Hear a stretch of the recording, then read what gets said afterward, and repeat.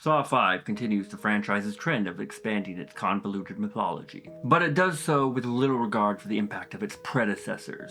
The film offers more of the same: grisly traps, forced moral quandaries, and a labyrinthine plot that stretches logic and believability to its limits. While Saw 5 isn't as aggressively frustrating as Saw 4, it still feels like an unnecessary continuation, more interested in connecting all the dots of its sprawling narrative than delivering a satisfying standalone story. What could have been a new chapter in the series ultimately feels like a placeholder, further deepening the franchise's reliance on convoluted twists and recycled plot devices.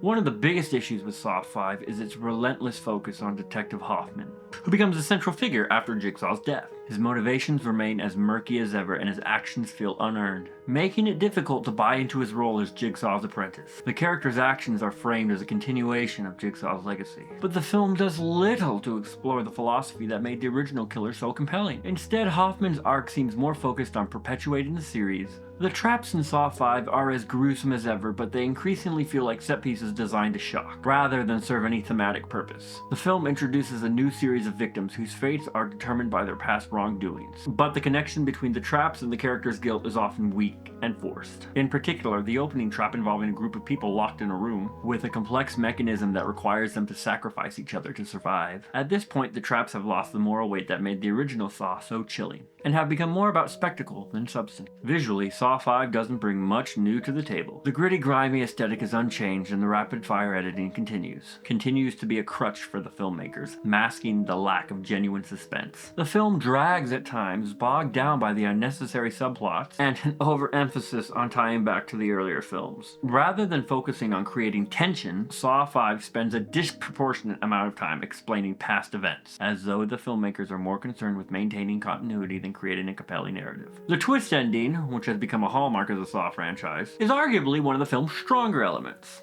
as it attempts to tie everything together with a sense of finality. However, like the rest of the film, it feels more like a forced attempt to keep the story alive than a genuinely satisfying revelation. At this point, the constant stream of twists and turns has become predictable, leaving the viewer more exhausted than impressed. Saw 5 is a continuation of a series that, despite its success, has long since lost its edge. It's a film that only serves to push the franchise forward, not by expanding its themes or characters, but by rehashing old ideas and tying up loose ends in ways that feel more mechanical than inspired. Alright, horror fans, that's a wrap. If you enjoyed the video, don't forget to give it a thumbs up, share it with anyone who loves horror, and stab that subscribe button so you don't miss any upcoming content. Drop a comment down below. I'd love to chat with you and hear about what you're watching. And remember, I take video requests, so let me know what you would like to see next. Thanks for tuning in, and I'll catch you in the next one.